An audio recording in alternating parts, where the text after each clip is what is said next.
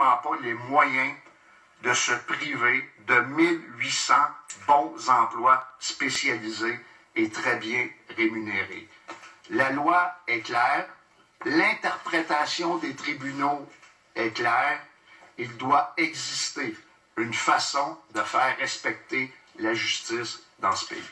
Maintenant, je vais céder la parole. Alors voilà, Serge Cadieux de la FTQ qui fait une annonce. On nous avait promis une annonce importante, c'en est une. Donc, injonction déposée ce matin. Donc, avant même la conférence de presse, ils ont déposé une injonction demandant le respect de la loi. Donc, essentiellement, ils disent, là, il y a un jugement de la Cour d'appel qui confirme qu'il y a une obligation d'Air Canada de faire l'entretien d'avions au Québec, dans la région de Montréal. C'était à VEOS autrefois.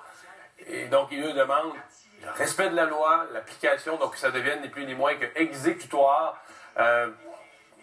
On se relance devant les tribunaux. On comprend que là, cette fois-ci, c'est la FTQ qui le fait parce que le gouvernement du Québec n'est plus du même bord.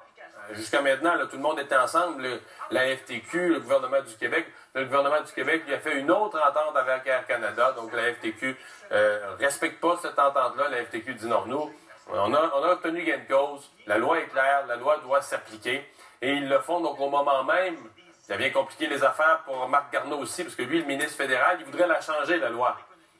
Mais là, l'ancienne loi est en train, on force à la faire appliquer. Donc, disons qu'on n'est pas sorti de l'auberge avec celle-là, mais c'est un geste d'impact que pose la FTQ ce matin.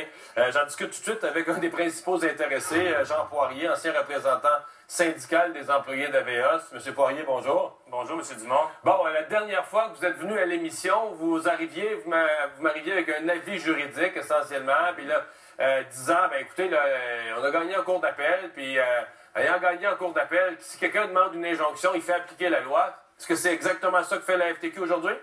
Écoutez, j'applaudis ce que la FTQ fait aujourd'hui. C'est une très bonne nouvelle. Ils vont devant les tribunaux, ils vont s'assurer que le jugement de la Cour d'appel soit suivi, puis que les centres de révision reviennent dans la région de Montréal pour la sauvegarde de nos 2000 emplois directs. Mais nous, de notre côté, on n'est pas avec la FTQ vraiment. On est parti d'un autre bord avec l'Association des anciens travailleurs des centres de révision. Et on a également des avocats qui vont déposer également quelque chose qui va ressembler à ça. La chose qu'on n'a pas entendue présentement, à moins qu'ils vont en parler là et qu'on ne le voit pas, c'est qu'il y a quand même également un 4 ans. Hein? Il y a un 4 ans que ces travailleurs-là, la loi n'a pas été suivie. Fait que nous, on veut dire que même si on recréait les emplois demain matin, oui, il y a 4 années de perte salariale, il y a 4 années perdues, alors que la loi on était en défaut, dans le fond, de respecter la loi en 2012, 13, 14, 15. Là. Exactement. Fait que nous, nos légales, qu'est-ce qu'ils sont en train de regarder, c'est également un avenue au niveau d'un recours collectif. Ça serait tout un montant? Ben, écoutez, je peux pas vous parler du montant. Non, mais on y met 2000 travailleurs, 4 ans, on fait des calculs vite, ça sera pas des pinottes, là. Puis, oubliez pas qu'il n'y a pas simplement les travailleurs syndiqués là-dedans, il y a également les gestionnaires qui ont perdu leur emploi. Fait que le 2000 monte un petit peu plus haut. On parle également des travailleurs d'Air Canada qui ont été relocalisés à Toronto par rapport à ça. On parle de gens qui se sont suicidés par rapport à ça. Ça vaut combien, ça?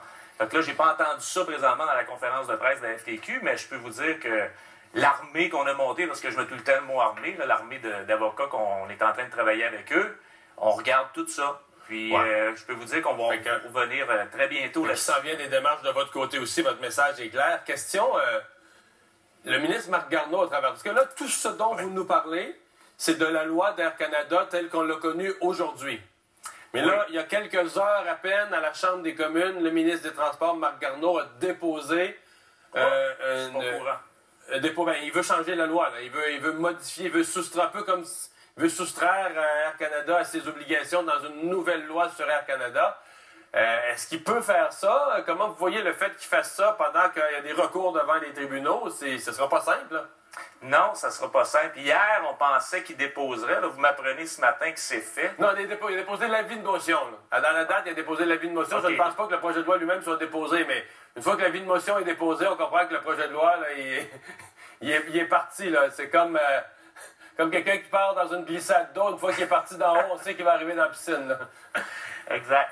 Écoutez, moi, de ce côté-là, c'est clair qu'on regarde toutes les avenues. Hein? On regarde sur qui qu'on va mettre en cause là-dedans, qui va devenir la défendresse, qui veut dire, Est-ce qu'on va mettre simplement Air Canada? On va-tu mettre également le gouvernement du Canada qui est en train de faire ça, qui est de connivence dans ce dossier-là?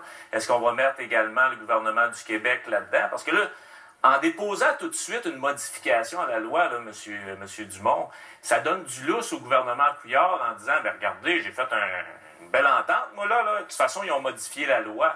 Fait que tous ces gens-là se parlent présentement contre ça, mais j'ai encore 400 avions qui sont à l'extérieur du pays. La loi n'est pas encore suivie. Puis le but de cette loi-là, c'est pas pour les avions de Lufthansa Technik ou de KLM, là. C'est des avions d'Air Canada. On veut que les 400 avions d'Air Canada reviennent au pays. Puis aujourd'hui, le gouvernement travaille contre ça. J'ai hâte de voir qu'est-ce qui a été déposé comme motion. Parce que je peux pas croire que le gouvernement Garneau, Trudeau, est en train de dire on ne veut plus faire de maintenance des avions de Boeing, de Airbus, alors qu'on est tout qualifié pour ça, puis on ne coûte pas plus cher que les gens qui travaillent aux États-Unis. Là. Vous pouvez même regarder là, la moyenne de salaire d'une personne certifiée sur un avion aux États-Unis, payé en US, il est payé plus cher, beaucoup plus cher que qu'est-ce que nous, on était payé. Fait qu'à un moment donné, il va falloir qu'ils répondent politiquement de leurs gestes envers ça. C'est là qu'on s'en va, là. Mais c'est une bonne nouvelle que la FTQ présentement dépose. Plus qu'on va être de soldats pour se battre, ben mieux qu'on va aller. M. Poirier, merci de nous avoir parlé. Merci beaucoup, M. Dumont. Bye-bye. Donc, rappelons ça, un dossier à suivre.